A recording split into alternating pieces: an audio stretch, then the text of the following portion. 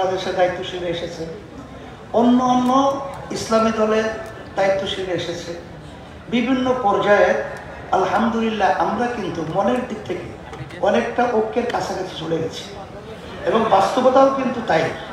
আর বিশেষ করে আমি ধন্যবাদ জানাই খেলাফত মজলিসের আমাদের সম্মানিত আমির, মহাসচিব সহ তারা কিন্তু এই ঐক্যের ব্যাপারটা অত্যন্ত গুরুত্ব দিয়ে তারা কাজ করতেছিল। তার বাংলাদেশ খেলাফত মজলিস সহ তারাও কিন্তু গুরুত্ব সহকারে কাজ করছে। জমিয়তুল উলামা ইসলাম সহ আমরা দুইটা আলহামদুলিল্লাহ অনেকটাই পরামর্শ ভিত্তিক অনেকটাই কিন্তু আমরা কাছাকাছি চলে এসেছি।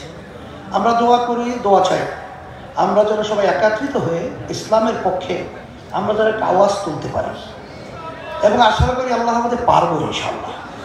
আর সাথে সাথে বিএনপি সহ অন্যান্য যারা রয়েছেন তাদেরকে বিশেষ করে আমি বলবো যে 53 বছরে আমাদের দেশ যে আদর্শ এবং যারা পরিচালনা করেছে সুন্দর একটা ধারা এদেশের ভিতরে কিন্তু বাস্তবায়ন হয় নাই।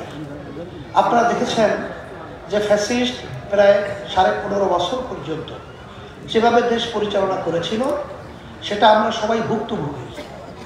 কিন্তু এই যে অন্তর্বর্তীকালীন সরকার এরা কিন্তু আসলে অনেকটাই রাজনৈতিকভাবে আমি বলবো বিজ্ঞ নয়।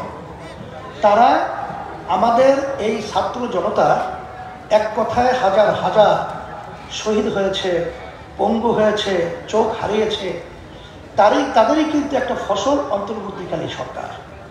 আমি ডক্টর ইউনূস সাহেবের সাথে যখন আলোচনা হয়েছিল প্রথমে আমি বলেছিলাম যে আপনার মাথায় বিষয়টা রাখতে হবে যে দেশের ভিতরে 92 জনের মতো মুসলমান বসবাস করে, এই দেশের ভিতরে এদের প্রতিনিধির দায়িত্ব পালন করে সম্মানিত ওলামায়ে কেরাম।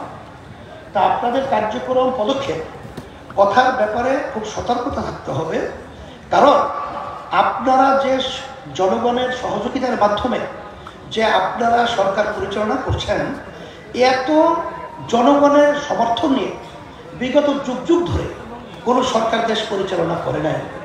কিন্তু তাদের কিছু কার্যক্রম প্রশ্নবিদ্ধ, যেমন ছাত্র বৈষম্য বিরোধী আন্দোলনে যারা নাকি রাস্তায় নেমেছিল এবং জনগণ তাদের সাথে একাত্মতা প্রকাশ করেছিল, সেখানে আপনার এই যে ভারতী সহ কিছু উপদেষ্টা এদেরকে নেওয়ার ব্যাপারে জনগণের কিন্তু সম্পূর্ণ ভিন্নতা মত থাকার পরেও আপনারা কিন্তু বিতর্কিত উপদেষ্টা নিয়েছেন।